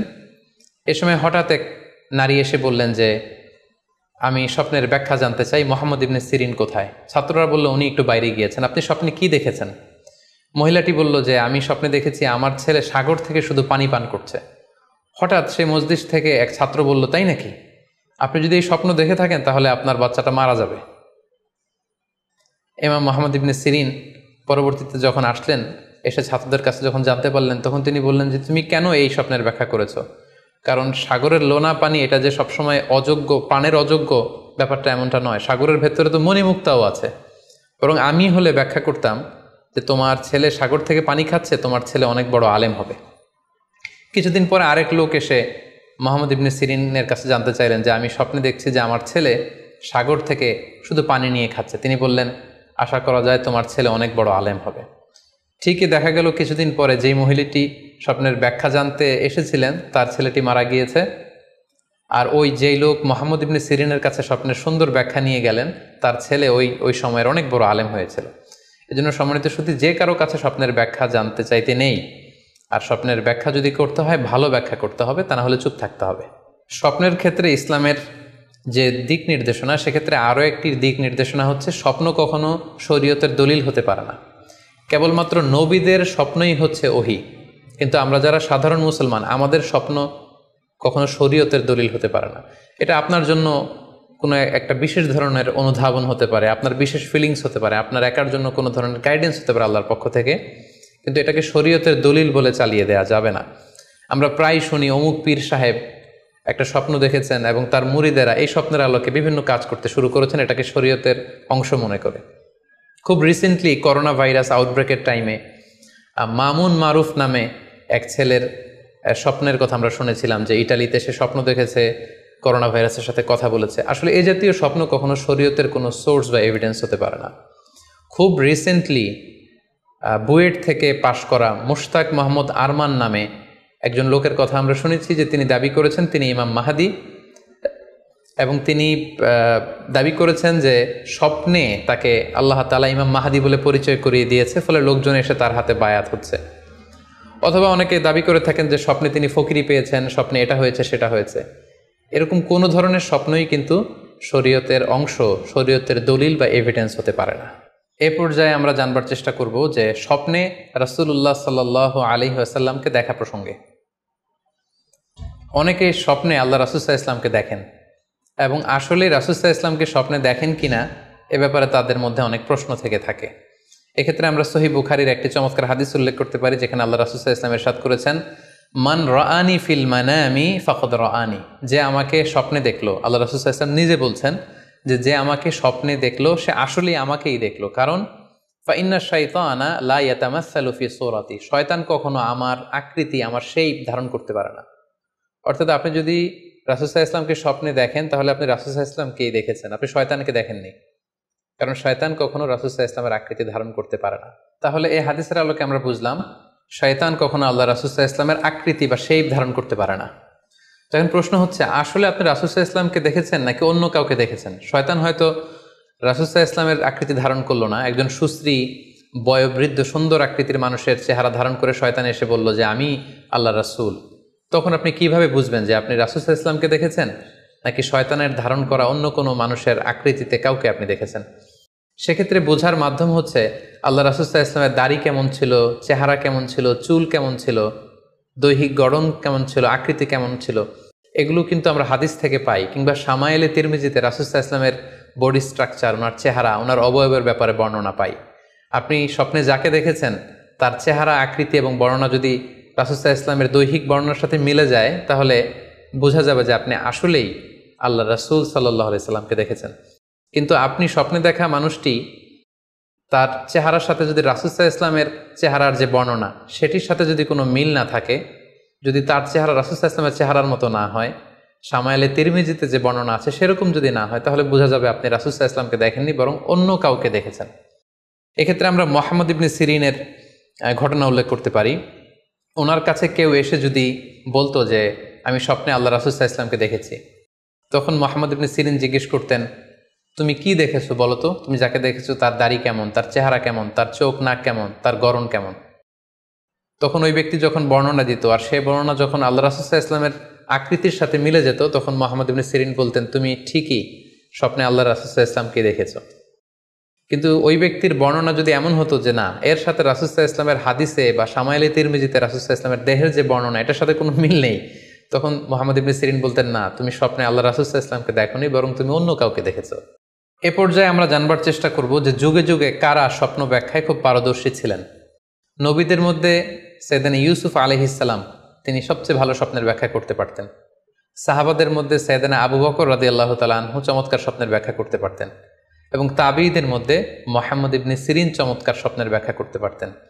আর বলার অপেক্ষা রাখে না যে অবশ্যই আল্লাহ রাসূল সাল্লাল্লাহু আলাইহি ওয়াসাল্লাম তিনিও চমৎকার স্বপ্নের ব্যাখ্যা করতে পারতেন। সহিহ মুসলিমে, সুনানে আবু দাউদে একটি হাদিস এসছে যে আল্লাহ রাসূল সাল্লাল্লাহু আলাইহি ওয়াসাল্লাম ফজরের সালাতের পরে তাসবিহ শেষে সাহাবাদের কাছে জানতে চাইতেন যে গতকাল রাতে কে কি স্বপ্ন দেখেছো আমার কাছে বলো, আমি সেই স্বপ্নের ইন্টারপ্রিটেশন তোমাদেরকে জানাবো। কানা নবী সাল্লাল্লাহু আলাইহি ওয়াসাল্লাম ইযা সাল্লা সুবহা আকবালা আলাইহিম বিওয়াজহিহি ফাকালা হাল রাআ আহাদুম মিনকুম আল বারিহাতা রুইয়া। সহিহ মুসলিমের বর্ণনা, ফজরের নামাজের পর তিনি প্রত্যেকদিন জিজ্ঞেস করতেন, গতকাল রাতে কেউ কি কোনো ভালো স্বপ্ন দেখেছো, কেউ কি কোনো স্বপ্ন দেখেছো, আমার কাছে উল্লেখ করো, আমি এটার ব্যাখ্যা করে দিব। সম্মানিত শুধু আমরা বলছিলাম যে ইউসুফ আলাইহিস সালাম খুব ভালো স্বপ্নের ব্যাখ্যা করতে পারতেন, এবং সূরা ইউসুফের 111 নম্বর আয়াতে ব্যাপারে আল্লাহ উল্লেখ করেছেন সাইয়েদনা ইউসুফ আলাইহিস সালামের কথা, যে তিনি বলেছেন, রব্বি কদ আতাইতানি মিনাল মুলকি ওয়া আল্লামতানি মিন তা'ওয়িলিল আহাদিস। মানে হে আমার রব, আপনি আমাকে রুলিং পাওয়ার দিয়েছেন, এবং আপনি আমাকে you taught me how to interpret the dreams, কিভাবে স্বপ্নের ব্যাখ্যা করতে হয় এটা আপনি আমাকে শিক্ষাদান করেছেন। এবং সূরা ইউসুফে আমরা জানি যে 3টি স্বপ্নের কথা সেখানে উল্লেখ রয়েছে। ইউসুফ আলাইহিস সালাম নিজেই একটি স্বপ্ন দেখেছিলেন ছোটবেলায়, তারপর দুজন প্রিজনার ইউসুফ আলাইহিস সালামের সাথে জেলখানায় ছিল, তাদের 2টা স্বপ্নের ব্যাখ্যা তিনি করে দিয়েছেন, এবং মিশরের তৎকালীন যে রাজা কিং, সেই কিংয়ের স্বপ্নের ব্যাখ্যাও সাইয়েদনা ইউসুফ আলাইহিস সালাম করে দিয়েছিলেন। সাহাবীদের মধ্যে সাইয়েদনা আবু বকর রাদিয়াল্লাহু তাআলা আনহু চমৎকার স্বপ্নের ব্যাখ্যা করতে পারতেন, এবং আল্লাহ রাসূল সাল্লাল্লাহু আলাইহি ওয়াসাল্লামও মাঝে মাঝে ইচ্ছা করে আবু বকর রাদিয়াল্লাহু তাআলা আনহুর কাছে স্বপ্নের ব্যাখ্যা জানতে চাইতেন, এবং আবু বকর রাদিয়াল্লাহু তাআলা আনহু নিজেও মাঝে মাঝে ইচ্ছা করে রাসূল সাল্লাল্লাহু আলাইহি ওয়াসাল্লামের কাছে বলতেন যে, ইয়া রাসূলুল্লাহ, এই স্বপ্নের ব্যাখ্যাটা আমি করি। আল্লাহ রাসূল সাল্লাল্লাহু আলাইহি ওয়াসাল্লাম তখন আবু বকর রাদিয়াল্লাহু তাআলা আনহুকে স্বপ্নের ব্যাখ্যা করার অনুমতি প্রদান করতেন। এক্ষেত্রে আমরা আল খাসাইসুল কুবরা, জালালউদ্দিন সুয়ুতির লেখা, সেখানকার একটি বর্ণনার কথা উল্লেখ করতে পারি, যেখানে আল্লাহ রাসূল সাল্লাল্লাহু আলাইহি সাল্লাম আবু বকর রাদিয়াল্লাহু তাআলা আনহুর কাছে একটি স্বপ্নের উল্লেখ করলেন। বললেন, আবু বকর, আমি গত রাতে স্বপ্নে দেখেছি যে তুমি আর আমি দুজন মিলে দৌড় প্রতিযোগিতা করছি, এবং দেখলাম যে আমি তোমার 2.5 গজ সামনে, তুমি আমার 2.5 গজ পেছনে, অর্থাৎ আমি এই দৌড় প্রতিযোগিতায় বিজয় লাভ করেছি এবং তুমি আমার 2.5 হাত পেছনে। এর ব্যাখ্যা কি হতে পারে? তখন সাইয়েদনা আবু বকর রাদিয়াল্লাহু তাআলা আনহু বললেন, ইয়া রাসূলুল্লাহ, আমার মনে হচ্ছে যে আপনি আমার আগে পৃথিবী থেকে বিদায় নেবেন, এবং আপনার ইন্তেকালের 2.5 বছর পরে আমি পৃথিবী থেকে বিদায় নিব। অর্থাৎ আপনি আমার 2.5 বছর আগে পৃথিবী ছাড়বেন, আর আমি আপনার 2.5 বছর পরে পৃথিবী ছাড়ব। এবং আমরা যদি বাস্তবতা এবং ইতিহাস খেয়াল করি, তাহলে আমরা সেটাই দেখব যে আল্লাহ রাসূল সাল্লাল্লাহু আলাইহি সাল্লামের ইন্তেকালের 2.5 বছর পরে সাইয়েদনা আবু বকর রাদিয়াল্লাহু তাআলা আনহু তিনি ইন্তেকাল করেছিলেন। সাইয়েদনা আবু বকর রাদিয়াল্লাহু তাআলা আনহুর স্বপ্ন ব্যাখ্যার পারদর্শিতা নিয়ে আমরা এক্ষেত্রে মুস্তাদরিকে হাকিমের একটি হাদিস উল্লেখ করতে চাই, যেখানে এই হাদিসটি মুস্তাদরিকে হাকিমেও এসেছে, সুনানে আবু দাউদেও এসেছে, এবং হাদিসটি সহিহ। আম্মা জান আয়েশা রাদিয়াল্লাহু তাআলা আনহা, উনি একটি স্বপ্ন দেখলেন যে আকাশ থেকে 3টি চাঁদ ওনার ঘরে খসে পড়েছে। এবং এই স্বপ্ন দেখে তিনি ওনার পিতা আবু বকর রাদিয়াল্লাহু তাআলা আনহুকে জিজ্ঞেস করলেন যে আমি স্বপ্নে দেখেছি যে আকাশের 3টি চাঁদ এসে আমার ঘরে পড়েছে, এর ব্যাখ্যা কি হতে পারে? তখন আবু বকর রাদিয়াল্লাহু তাআলা আনহু ওনার কন্যা আম্মা জান আয়েশা রাদিয়াল্লাহু তাআলা আনহাকে বললেন যে এই স্বপ্নের ব্যাখ্যা হচ্ছে এই পৃথিবীর 3 জন মানুষের কবর তোমার ঘরে অবস্থিত হবে। সুবহানাল্লাহি বিহামদি। এবং আমরা জানি যে আল্লাহ রাসূল সাল্লাল্লাহু আলাইহি ওয়াসাল্লাম যখন ইন্তেকাল করলেন তখন আল্লাহ রাসূল সাল্লাল্লাহু আলাইহি ওয়াসাল্লামকে কবর দেওয়া হয়েছিল আম্মা জান আয়েশা রাদিয়াল্লাহু তাআলা আনহার ঘরে। এবং তখন আবু বকর রাদিয়াল্লাহু তাআলা আনহু বলেছিলেন যে আয়েশা, তোমার কি মনে আছে তুমি যে একটা স্বপ্নের ব্যাখ্যা আমার কাছে জানতে চেয়েছিলে যে 3টি আকাশের চাঁদ তোমার ঘরে খসে পড়েছে, এই দেখো আল্লাহ রাসূল সাল্লাল্লাহু আলাইহি ওয়াসাল্লামের কবর তোমার ঘরে হয়েছে, তুমি জেনে রেখো যে 3টা চাঁদের শ্রেষ্ঠ চাঁদ হচ্ছে এটি। এবং আমরা এও জানি যে আবু বকর রাদিয়াল্লাহু তাআলা আনহু ইন্তেকালের পরে আম্মা জান আয়েশার ঘরেই কবর হয়েছে এবং ওমরে ফারুকের কবরও আম্মা জান আয়েশা রাদিয়াল্লাহু তাআলা আনহুর ঘরেই অবস্থিত। তাহলে এই হাদিসগুলোর আলোকে আমরা বুঝতে পারি যে সাহাবাদের মধ্যে আবু বকর রাদিয়াল্লাহু তাআলা আনহু ছিলেন স্বপ্ন ব্যাখ্যায় সবচেয়ে পারদর্শী। তাবিঈদের মধ্যে স্বপ্ন ব্যাখ্যায় সবচেয়ে পারদর্শী ছিলেন মুহাম্মদ ইবনে সিরিন। আমরা ওনার নাম প্রায় শুনে থাকি। তিনি স্বপ্ন ব্যাখ্যার ক্ষেত্রে খুব এক্সপার্ট ছিলেন। তিনি উসমান রাদিয়াল্লাহু তাআলা আনহু যখন ইসলামের খলিফা তখন বসরা নগরীতে মুহাম্মদ ইবনে সিরিন জন্মগ্রহণ করেন এবং অনেক সাহাবা থেকে তিনি অনেক হাদিস বর্ণনা করেছেন। এবং তিনি ইমাম আবু হানিফা আলাইহি রাহমার সমসাময়িক ছিলেন। ইমাম আবু হানিফা একবার স্বপ্নে দেখলেন যে তিনি আল্লাহ রাসূল সাল্লাল্লাহু আলাইহি ওয়াসাল্লামের কবর খুঁড়ছেন অথবা কবরের লাশ বের করছেন কিংবা কাফন বের করছেন। এই স্বপ্ন দেখে ইমামুল আযম আবু হানিফা রাহিমাহুল্লাহ উনি বিচলিত হয়ে গেলেন যে এই আমি কি স্বপ্ন দেখলাম যে আমি রাসূল সাল্লাল্লাহু আলাইহি ওয়াসাল্লামের কবর খুঁড়ছি, সেখান থেকে কাফন বের করছি। কেউই এই স্বপ্নের ব্যাখ্যা করতে পারলেন না। তখন ইমাম মুহাম্মদ ইবনে সিরিনের কাছে যখন জানতে চাওয়া হলো তখন মুহাম্মদ ইবনে সিরিন বললেন যে হাযা রাজুলুন ইউহয়ি সুন্নাত রাসূলিল্লাহ, অর্থাৎ যে ব্যক্তি এই স্বপ্ন দেখেছে তার মাধ্যমে আল্লাহ রাসূল সাল্লাল্লাহু আলাইহি ওয়াসাল্লামের হাদিসের বা সুন্নাহর পুনর্জীবন হবে। তিনি রাসূল সাল্লাল্লাহু আলাইহি ওয়াসাল্লামের সুন্নাহগুলোকে পুনরুজ্জীবন দান করবেন, পুনরুজ্জীবিত করবেন। এবং বাস্তবে আমরা এটাই দেখেছি যে ইমাম আবু হানিফার চিন্তা, ওনার থট, ওনার মাযহাব গোটা বিশ্বে সমৃদ্ধি লাভ করেছে, মানুষ এটাকে গ্রহণ করেছে। ওনার বুদ্ধিবৃত্তিক যে চিন্তা, ওনার ফিকহি ইস্তেমবাদগুলো গোটা বিশ্বে আল্লাহ রাসূল সাল্লাল্লাহু আলাইহি ওয়াসাল্লামের হাদিসগুলোকে আরও প্রাণবন্তভাবে মুসলিম উম্মার কাছে রিপ্রেজেন্ট করেছে। আমরা আপাত দৃষ্টিতে মনে হচ্ছিল যে এটা একটা খারাপ স্বপ্ন, যে ইমাম আবু হানিফা তিনি রাসূল সাল্লাল্লাহু আলাইহি ওয়াসাল্লামের কবর খুঁড়ছেন, লাশ বের করছেন বা কাফন বের করছেন। কিন্তু মুহাম্মদ ইবনে সিরিন চমৎকার ব্যাখ্যা করেছেন যে হাযা রাজুলুন ইউহয়ি সুন্নাত রাসূলিল্লাহ, এই লোক তো এমন লোক হবে যে রাসূল সাল্লাল্লাহু আলাইহি ওয়াসাল্লামের সুন্নাহকে পুনরুজ্জীবন দান করবে। এই পর্যায়ে আমরা জানবার চেষ্টা করব যে কোরআন সুন্নাহর আলোকে বিভিন্ন সিম্বল বা প্রতীক বা চিহ্নের দিকে খেয়াল রেখে স্বপ্নের ব্যাখ্যা করা। আমরা বলেছিলাম যে কিছু কিছু স্বপ্ন আছে খুব সফিস্টিকেটেড, সিম্বলিক বা আইকনিক, যেখানে কোনো ইঙ্গিত দেয়া হচ্ছে, ইঙ্গিতবহ, এবং যেটার ইন্টারপ্রিটেশন না করলে এটা দিয়ে আসলে কি বোঝানো হচ্ছে এটা বোঝা যায় না।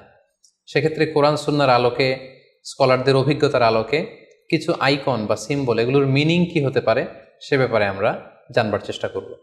এক্ষেত্রে আমরা বলবো যে কেউ যদি স্বপ্নে রশি দেখে, স্বপ্নে যদি সে রশি দেখে তাহলে এটা গুড সাইন। এটা কেমন যেন আল্লাহর সাথে একটা প্রতিশ্রুতির সাথে সম্পৃক্ত, কারণ আল্লাহ তাআলা কোরআনে ইরশাদ করেছেন ওয়াতাসিমু বিহাবলিল্লাহি জামিআ। আরবিতে রশি আরবি হচ্ছে হাবল, মানে ওয়াতাসিমু বিহাবলিল্লাহি জামিআ, তোমরা আল্লাহর রজ্জু বা রশিকে আঁকড়ে ধরো। তাহলে রশি দেখা মানে এখানে আমরা আল্লাহর ওয়াদাগুলো যেন পূরণ করি, আল্লাহর আনুগত্য যেন আমরা প্রপারলি করতে পারি, এটা ইঙ্গিত করছে। এরপর স্বপ্নে যদি আমরা কাক দেখি, এটা সাধারণত একটা নেগেটিভ সাইন বহন করে, কারণ কাককে আল্লাহ রাসূল সাল্লাল্লাহু আলাইহি ওয়াসাল্লাম ফাসিক বা ফুয়াইসিক বলেছেন। সো আমরা যদি স্বপ্নে কাক দেখি এটাকে আমরা পজিটিভ কোনো সাইন মনে না করে নেগেটিভ সাইন মনে করতে পারি। তৃতীয়ত, আমরা যদি স্বপ্নে লম্বা কাপড় দেখি এটা গুড সাইন। কারো গায়ে যদি লম্বা জামা থাকে তাহলে এটা গুড সাইন, আর খাটো জামা থাকলে সাধারণত এটা নেগেটিভ সাইন। এক্ষেত্রে আমরা সহিহ বুখারীর একটি হাদিসকে উল্লেখ করতে পারি। আল্লাহর হাবিব সাল্লাল্লাহু আলাইহি ওয়াসাল্লাম বলেছেন যে আমার সামনে অনেক মানুষকে পেশ করা হলো, তাদের কারো জামা নাভি পর্যন্ত, কারো জামা হাঁটু পর্যন্ত, কারো জামা পা পর্যন্ত। আর সেক্ষেত্রে ওমরে ফারুককে দেখলাম যে এত লম্বা জামা পরে সে হেঁটে যাচ্ছে, সে তার জামা টেনে টেনে নিয়ে যাচ্ছে। তো সাহাবারা বললেন মা আউয়ালতাহু ইয়া রাসূলুল্লাহ, হে আল্লাহর রাসূল, আপনার এই স্বপ্ন থেকে আপনি কি বোঝাতে চাইলেন? আল্লাহ রাসূল সাল্লাল্লাহু আলাইহি ওয়াসাল্লাম বললেন আউয়ালতুহু আদ-দীন, এটা দ্বারা আমি দিনদারি বোঝাতে চাইলাম। অর্থাৎ যার জামা লম্বা তার মানে তার তাকওয়া বেশি বা তার দিনদারি বেশি। আর স্বপ্নে যদি কারো জামা খুব ছোট খাটো বা জামাহীন অবস্থায় কাউকে দেখা হয়, এটা সাধারণত তার দিনদারি কমে যাচ্ছে বা তার তাকওয়া is decreasing day after day, এটার একটা সাইন বহন করে। পাশাপাশি দুধ, স্বপ্নে যদি কেউ দেখে সে দুধ খাচ্ছে, এটা একটা ভালো সাইন। স্বপ্নে দুধ খেতে যদি দেখা হয় তাহলে তার জ্ঞান বৃদ্ধি পাবে বলে এটা একটা সাইন বা আলামত বহন করে।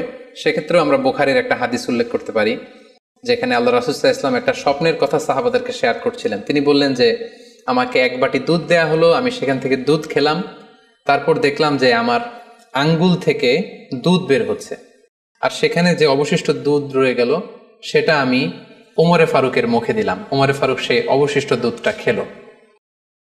এই স্বপ্নের কথা শুনে সাহাবারা বললেন, মা আউয়ালতা বিহি ইয়া রাসূলুল্লাহ, হে আল্লাহ রাসূল, এটা দিয়ে আপনি কি ব্যাখ্যা করলেন?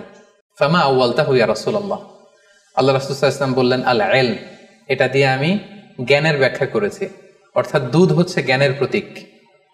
দুনিয়াতেও তো আমরা দেখি যে দুধ হচ্ছে সুষম একটা খাবার, খাদ্যের পুষ্টিগুণের 6টি গুণাগুণ দুধের মধ্যে পাওয়া যায়। সো কেউ যদি স্বপ্নে দেখেন যে তিনি দুধ পান করছেন, আশা করা যায় এটা তার জন্য ভালো সাইন, তার জ্ঞান বাড়বে বলে আমরা ধারণা করতে পারি। এবার স্বপ্নে যদি কেউ দেখে যে সে আজান দিচ্ছে, এটাও ভালো সাইন। স্বপ্নে আজান দেয়া এটা সাইন হচ্ছে সে হয়তো অচিরে হজ করতে যাবে। হজের সাথে আজানের কি সম্পর্ক? এর কারণ হচ্ছে সূরা হজ্জে আল্লাহ তাআলা সাইয়েদনা ইব্রাহিম আলাইহিস সালামকে যখন বলেছিলেন যে তুমি হজ শুরু করো, তখন তিনি বলেছিলেন, ইব্রাহিম তুমি আজান দাও, ওয়া আযযিন ফিন নাসি বিল হজ ইয়াতুকা রিজালা ওয়া আলা কুল্লি দামির ইয়াতিনা মিন কুল্লি ফাজ্জিন আমিক। অর্থাৎ হে ইব্রাহিম তুমি আজান দাও। ইব্রাহিম আলাইহিস সালাম বললেন, কোথায় আজান দিব? চারদিকে তো মরুভূমি। আল্লাহ তাআলা বললেন, ইব্রাহিম তুমি আজান দাও, এই আজানের আওয়াজ বা শব্দ পৃথিবীর সবার কানে আমি পৌঁছে দেব। তো সাইয়েদনা ইব্রাহিম আলাইহিস সালাম তখন হজের আজান দিলেন বা ঘোষণা দিলেন। আজান শব্দের অর্থ হচ্ছে অ্যানাউন্স, টু অ্যানাউন্স, মানে ঘোষণা দেয়া। সো আপনি যদি স্বপ্নে দেখেন যে আপনি আজান দিচ্ছেন বা কেউ আজান দিচ্ছে, তাহলে সে অচিরে হজ করবে বা হজ রিলেটেড কোনো একটা ব্যাখ্যা হতে পারে। এভাবে আজানকে হজের সাথে সম্পৃক্ত করা হয়েছে এবং এটা ভালো একটি স্বপ্ন। এবার স্বপ্নে যদি কেউ গর্ত দেখে যে সে গর্ত খুঁড়ছে বা তার জন্য কেউ গর্ত করছে, এটা ষড়যন্ত্রের সাথে সম্পৃক্ত। কেননা আরবি প্রবাদে আছে যে মান হাফারা হুফরাতান ওয়াকা ফিহা, কেউ যদি কারোর জন্য গর্ত করে তাহলে সেই গর্তে সে নিজে আগে পড়বে। তাহলে গর্ত করা মানে অনেকটা কারো বিরুদ্ধে শত্রুতা করা বা ষড়যন্ত্র করার একটা চিহ্ন বহন করে। এবার স্বপ্নে যদি কেউ নৌকা দেখে বা শিপ দেখে, জাহাজ দেখে যে সে জাহাজে আরোহণ করছে বা নৌকায় আরোহণ করছে, এটা তার জন্য একটা ভালো সাইন।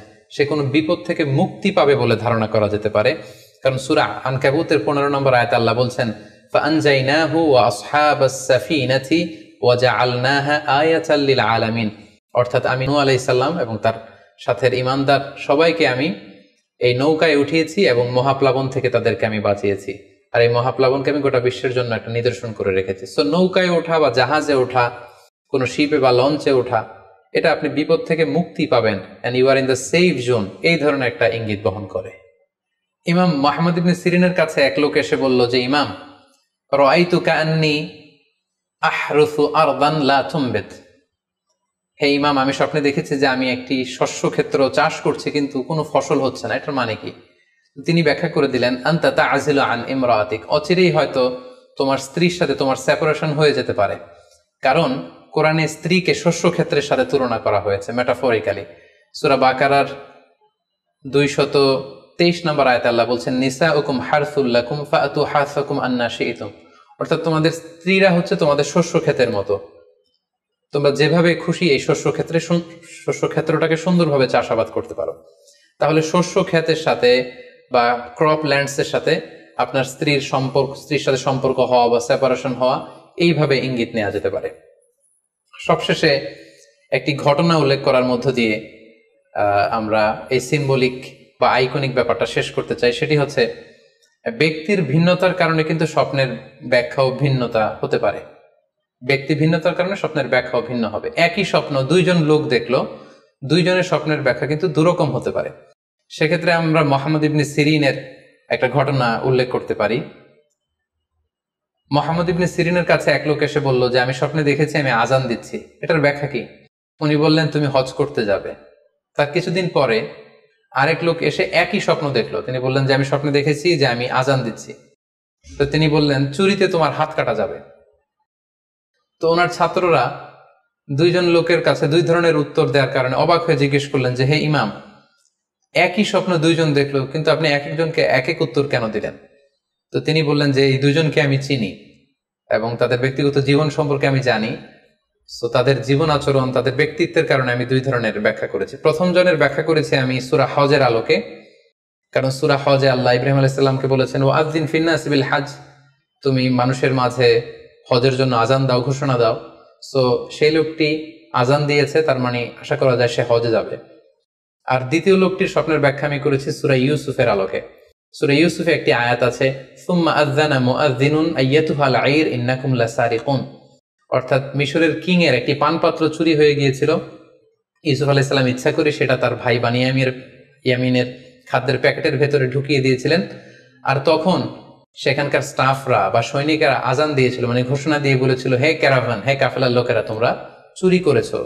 তো তিনি মুহাম্মদ ইবনে সিরিন বললেন যে, দ্বিতীয় লোকটার ব্যাপারে আমি জানি, সে আসলে অসাধু একজন লোক, এবং তার ক্ষেত্রে সে স্বপ্নে যেহেতু আজান দিতে দেখেছে, সে কখনো হজে যাবে না, বরং সূরা ইউসুফের আলোকে চুরিতে তার হাত কাটা যাবে। তো এভাবে আমরা কোরআন সুন্নাহর আলোকে বা স্কলারদের যে অভিব্যক্তি, সেগুলোর আলোকে স্বপ্নের মধ্যে থেকে যেগুলো সিম্বলিক, আইকনিক, যেগুলো ইঙ্গিতবহ, এগুলোর ব্যাখ্যা আমরা এভাবে করতে পারি। সম্মানিত শুধু এই ছিল স্বপ্ন নিয়ে আমাদের আজকের আলোচনা। আমরা এই আলোচনা থেকে বুঝতে পারলাম যে স্বপ্ন তিন ধরনের হতে পারে। কোনোটা আল্লাহ দেখান দিক নির্দেশনার জন্য বা সুসংবাদ স্বরূপ, কোনোটা শয়তানের পক্ষ থেকে ভয় দেখানোর জন্য, আর কোনোটা হচ্ছে আমাদের চিন্তা ভাবনার প্রতিচ্ছবি। আর স্বপ্ন যতটা সম্ভব অন্যের কাছে না শেয়ার করতে পারলেই ভালো। বিশেষ করে যদি আপনি ভয়ঙ্কর দুঃস্বপ্ন দেখে থাকেন, সেক্ষেত্রে এমন লোকের কাছে আপনি শেয়ার করুন যে আপনাকে পছন্দ করে, যার কোরআন সুন্নাহর জ্ঞান আছে, যার মধ্যে এলেম আছে, আমল আছে। আর আপনারা আপনাদের কারো কাছে যদি আপনাদের ফ্রেন্ডস অ্যান্ড ফ্যামিলির কেউ বা আশেপাশের কেউ এসে যদি হুট করে তার স্বপ্নের কথা বলে দেয়, আপনি হুট করে তার ইন্টারপ্রিটেশন বা ব্যাখ্যা করতে যাবেন না। আপনি বেটার হয় যে আপনি চুপ থাকবেন, অথবা আপনি যদি ব্যাখ্যা করতে চান তাহলে ভালো ব্যাখ্যা করবেন। আল্লাহ তাআলা আমাদের সবাইকে কথাগুলো বুঝার ও আমল করার তৌফিক দান করুক। হাযা মা ইনদি ওয়াল ইলমু ইনদাল্লাহ, আলাইহি তাওয়াক্কালতু ওয়া ইলাইহি উনীব। ওয়াসসালামু আলাইকুম ওয়া রাহমাতুল্লাহি ওয়া বারাকাতুহু।